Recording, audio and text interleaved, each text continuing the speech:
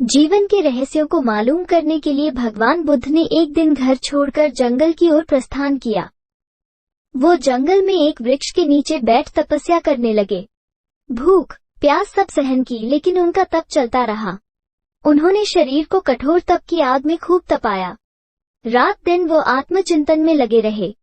इसी तरह काफी समय गुजर गया।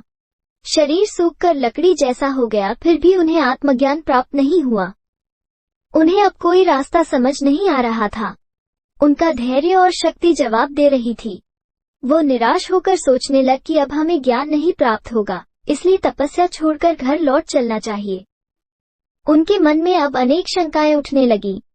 व्यर्थ में जीवन का काफी समय बर्बाद कर दिया, इसके बाद भी कुछ भी न मिला। शरीर और मन को कितना कष्ट दिया, इसके बाद भी आत्मतत्व जैसी चीज न प्राप्त हो सकी। शरीर अत्यंत दुबला और कमजोर हो गया था, इसलिए उनके कदम लड़खड़ा रहे थे। वो चले जा रहे थे कि उन्हें प्यास लगी। देखा रास्ते में कुछ दूरी पर एक स्वच्छ जल की झील है। वो पानी पीने के लिए झील के किनारे पहुंचे तथा थके होने के कारण आराम करने लगे। आराम करने के बाद जैसे ही चलने को हुए, उनकी निगाह एक नन्ही सी गिलहरी पर पड़ी जो झील के जल में अपनी पूंछ भिगो कर झील का पानी बाहर छिड़क रही थी और यह असंभव सा दिखने वाला कार्य बिना रुके करती ही जा रही थी। भगवान बुद्ध ने गिलहरी से पूछा, तुम ऐसा क्यों कर रही हो? गिलहरी ने कहा, इसके पानी ने मेरे बच्चों को बहाकर मार डाला है। मैं इसे सुखाकर अपने बच्चों का बदला चुकाऊंगी। इतना कहकर वो फिर अपने कार्य में लग गई। ये देखकर बुद्ध बोले, बिना किसी बर्तन के इतनी बड़ी झील को क्या सुखा पाओगी? तुम्हारी नन्ही सी पूंछ से तो कुछ ही बूंदें बाहर निकल पाती हैं। कहाँ इतनी बड़ी झील और कहाँ तुम्हारी नन्ही सी पूंछ? फिर तुम्हारी उम्र ही कितनी है? इसमें तो युगों लग जाएंगे।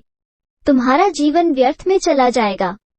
गिलहरी ने उत्तर दिया, ये झील कब सूखेगी मुझे नहीं मालूम और न ही इसकी परवाह है।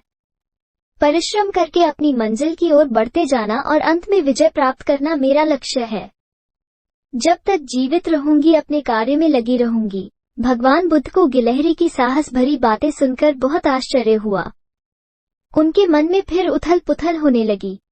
वो सोचने लगे, जब नन्ही सी गिलहरी अपने अत्यंत छोटे साधनों से असंभव सा दिखने वाले कार्य को संभव कर देने के लिए प्रतिबद्ध है, तो मैं तो उच्च मन मस्तिष्क वाला मनुष्य हूँ।